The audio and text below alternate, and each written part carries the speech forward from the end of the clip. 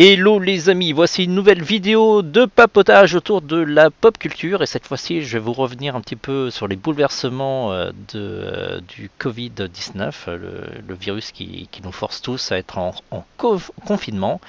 D'ailleurs vous avez vu, hein, c'est un petit peu on va dire le bordel au niveau de la vente des masques et surtout des masques réutilisables et il y a tout un marché. Je commence à voir fleurir dans mes bannières publicitaires plein de pubs sur des masques différents, colorés, cosplayés, de tout. Et on s'est dit que vraiment l'article qu'on avait publié sur le cosplay obligatoire prenait tout son sens. Je vous invite à regarder la vidéo, on le met en lien aussi.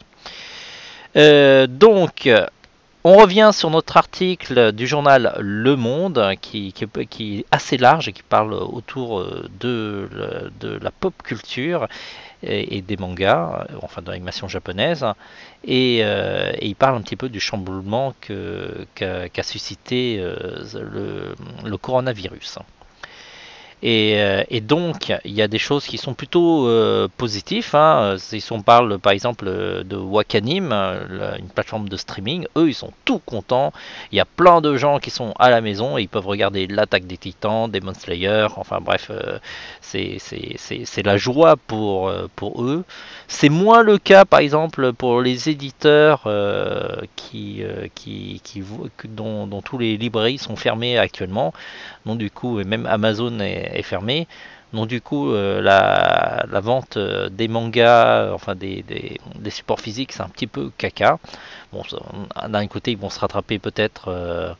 Il y a des gens qui vont aller dans des plateformes numériques. Vous me dites hein, si vous utilisez les plateformes numériques. Si ça se trouve, en plus en ce moment, il faut en profiter hein, parce qu'il y a pas mal de mangas gratos qui sont offerts un petit peu tous les jours. Donc ça peut être l'occasion de lire à l'œil et de manière légale, voilà, tout ce qu'il faut. Si ça se trouve, après ce confinement, les mangas papier ne se vendront plus et que tout le monde va passer au numérique. Hein. Un petit peu comme dans le jeu vidéo où maintenant les versions des maths, ça marche plutôt bien. Hein. Ça marche mieux que. Enfin, je crois que ça marche mieux que les versions physiques. Bref, vous me dites hein, si vous êtes prêt à passer du papier au numérique. Hein. Et donc, si on reprend un petit peu les bouleversements au niveau des salons manga, bon, le patron de Paris Manga, il confirme bien que il a perdu entre 300 et 350 000 euros de pertes, hein, de choses qu'ils ont perdues. Hein. Ça corrobore, je suppose qu'il a donné à peu près la même réponse que l'article du Parisien qu'on avait parlé déjà précédemment. Hein. Et donc, il expliquait aussi que certains invités ont accepté de déchirer leur contrat et de ne pas être payés et de revenir la prochaine fois. Donc c'est plutôt sympa. Hein. Je suis pas sûr que tous les invités ont fait de même. Mais bon, ils vont pas se fâcher avec tous les invités non plus. Et donc, il y a plutôt pas mal d'inquiétudes au niveau des salons. Et alors là, tiens, j'ai pas surligné. Mais ce qui est intéressant, c'est Japan Expo qui, lui, elle, évalue son manque à gagner à 8 millions. Ce qui est quand même vilain. Mais d'un côté, ça permet de voir que un salon comme Japan Expo, ben, ça fait gagner 8 millions. Ce qui n'est pas dégueu non plus. Hein. Je devrais peut-être organiser un Japan Expo pour m'enrichir. Parce que c'est un bon plan. Mais d'un côté, c'est pas évident. Il faut avoir quand même pas mal d'argent pour pouvoir faire un Japan Expo. Bon, peut-être que je devrais faire un Tipeee, un Ulule, ou enfin un financement participatif pour faire un salon. Vous me dites hein, si je dois le faire ou pas, parce que là, quand je vois 8 millions, je commence à me dire que je devrais le faire. Voilà.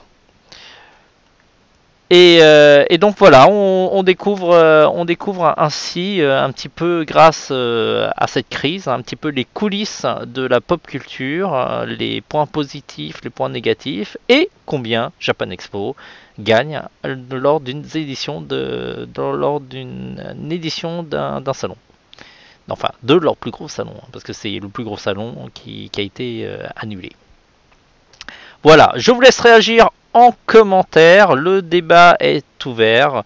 Réagissez sur les différentes news, hein, parce qu'il n'y a pas vraiment un fil conducteur direct, à part certains articles du Monde qu'on vous met aussi en commentaire. Si cette vidéo vous a plu, parce qu'elle est un peu brouillonne, je me fâcherai pas si vous mettez un pouce vers le bas, et si vous l'avez aimé, un pouce vers le haut, histoire de m'encourager à en faire d'autres de vidéos. Voilà.